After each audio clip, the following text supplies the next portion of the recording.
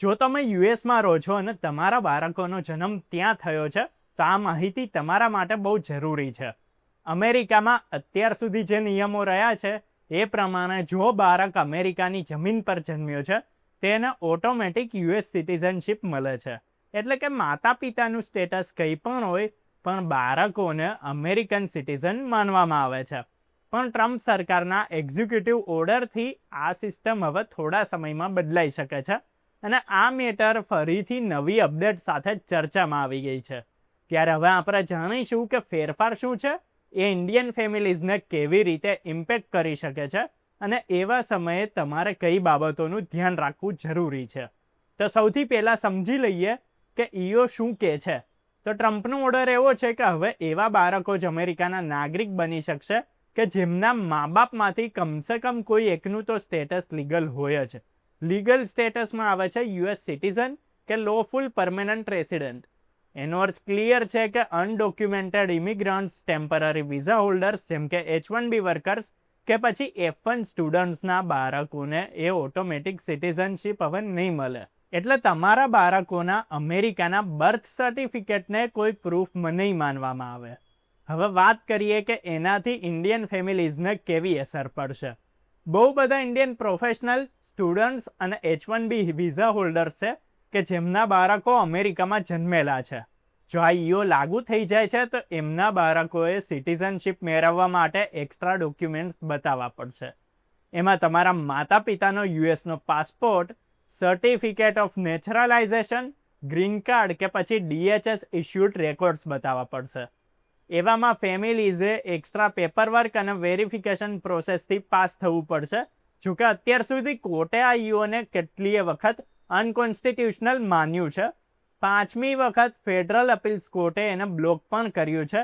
છતાં federal agencies role out plans હવે તૈયાર કરી રહી છે. એનો મતલબ એ છે કે જો સુપ્રીમ કોર્ટ એ ઈઓને સપોર્ટ કરી દે છે તો સિટીઝનશીપ પ્રોસેસ આખી બદલાઈ જશે. સોશિયલ સિક્યુરિટી એડમિનિસ્ટ્રેશન એટલે કે SSA પણ કન્ટિન્જન્સી પ્લાન તૈયાર કરી નાખ્યો છે. હવે ખાલી બર્થ સર્ટિફિકેટના આધાર પર સોશિયલ સિક્યુરિટી નંબર નહીં મળે, એપ્લિકન્ટ્સે પ્રૂફ બતાવવું પડશે કે એમના પેરેન્ટ્સનું લીગલ સ્ટેટસ ત્યાંના માટે બરાબર હતું. આ આખી પ્રોસેસનો ઇન્ડિયન ફેમિલીઝ માટે એ મિનિંગ થાય છે કે તમારે તમારા ડોક્યુમેન્ટ્સ હંમેશા અપડેટેડ અને રેડી રાખવા પડશે.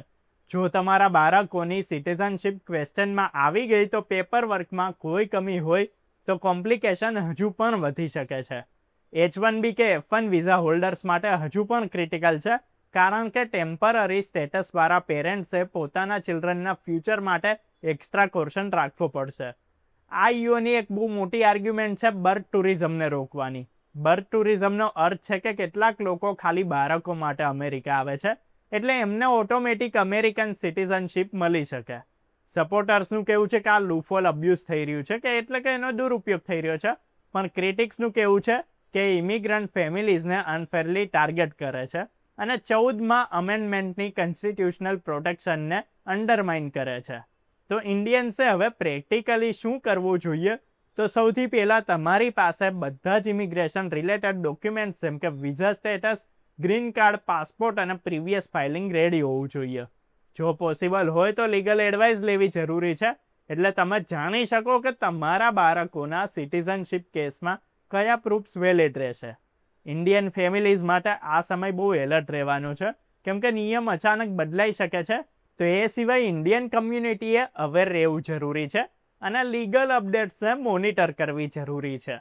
યુએસ ગવર્મેન્ટની વેબસાઇટ અને ક્રેડિબલ લીગલ એડવાઇઝરીઝ પર ઇન્ફોર્મેશન તમારે રેગ્યુલરલી ચેક કરતું રહેવું પડશે. સોશિયલ મીડિયા કે અનવેરિફાઈડ સોર્સિસ પર મિસઇન્ફોર્મેશન બહુ વધારે હોય છે કે જે પેનિક ક્રિએટ કરી શકે છે. એટલે એનાથી પણ તમારે દૂર રહેવું જોઈએ. આ બધાની વચ્ચે જો ફેમિલીઝ પ્લાનિંગ કરી રહી છે કે એમના બાળકોનું ફ્યુચર સિક્યોર રહે તો લોંગ ટર્મ પ્લાનિંગ કરવું બહુ સારું રહેશે. ટેમ્પરરી વિઝા હોલ્ડર્સે પણ એ વાત જાણી લેવી જોઈએ કે જો આ નવો કાયદો ઈઓ એન્ફોર્સ થઈ જશે તો એમના બાળકોને સિટીઝનશીપ નહીં મળી શકે.